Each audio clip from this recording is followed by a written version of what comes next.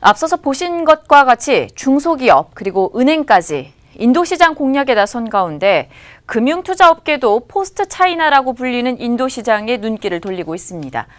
기업 방문은 물론이고 현지 시장 등을 두루 검토하면서 인도 기업 보고서도 작성하고 관련 펀드까지 만드는 행보를 보이고 있다고 합니다. 자세한 소식들은 송현주 기자와 나눠보도록 하겠습니다.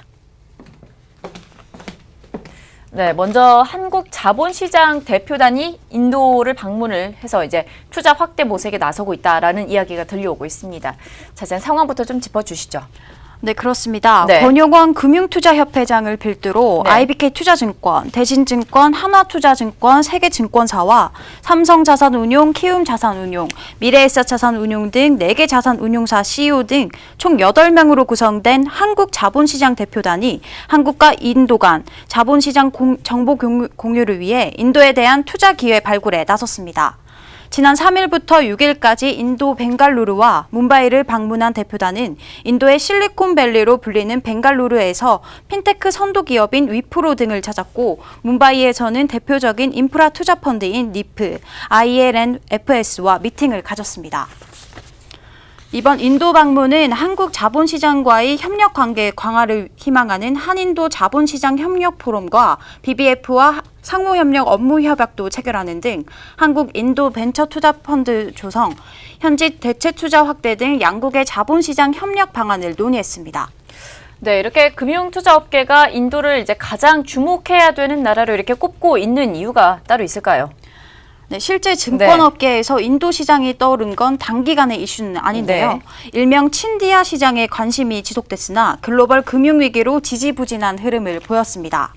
하지만 미국과 중국의 무역 갈등이 글로벌 무역 전쟁으로 확대되면서 글로벌 증시 변동성이 높아진 가운데도 네. 인도 증시가 나홀로 성장세를 보이고 있습니다.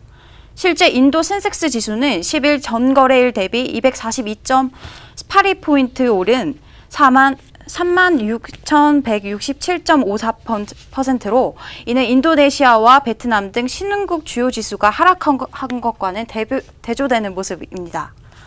실제 최보환 하나금융투자연구원도 친기업 성향의 모디 총리의 여러 개혁이 진행되고 있는 상황에서 소폭의 혼란이 나타날 수 있지만 여전히 높은 경제 성장률이 기대되고 있고 경제 기업이익 성장률과 더불어 성과를 나타내고 있는 개혁들이 인도의 장기 성장에도 긍정적으로 작용할 수 있을 것으로 기대된다고 말했습니다. 네, 전반적으로 긍정적인 분위기인 것 같습니다. 증권사들의 인도 진출 현황과 그에 따른 반응은 지금 어떻습니까? 네, 증권가에선 인도 네. 시장에 첫 발을 내디딘 건 바로 네. 미래에셋대우입니다. 네. 국내 증권사 최초로 지난 3월 인도 자본시장에 진출한 바 있습니다. 미래에셋대우 인도 현지 법인은 현지 유망 기업에 적극적인 투자를 통한 IB 비즈니스를 실시할 예정으로 현지 주식과 채권 트레이딩을 통한 안정적인 수익 기반 마련에도 집중할 계획입니다. 네. 또 중장기적으로 국내외 기관을 대상으로 한국계 최초의 인도 주식 브로커리지 증권사를 구축할 계획입니다. 이 외에도 증권사를 포함한 자산운용사들도 인도 진출 기회를 엿보고 있는 상황인데요. 증권사들의 인도 진출 상황은 아직 걸음마 단계로 구체적으로 진출 계획을 밝히진 않았지만 연내 두세 곳은 아직 현재 법인에 진출할 계획입니다.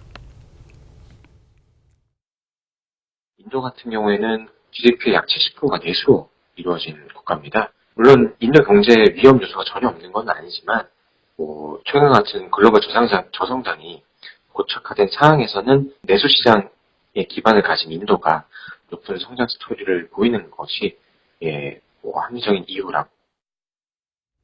네, 13억 인구를 바탕으로 해서 세계 3위의 구매력을 좀 보여주고 있고 매년 7% 이상의 성장력을 보여주고 있는 이 인도 시장 성장에 따라서 국내 금융업계 그리고 증권업계 진출 행보도 더불어서 기대가 되는 시점입니다. 앞으로의 행보를 조금 더 살펴보도록 하겠고요. 지금까지 송현주 기자였습니다.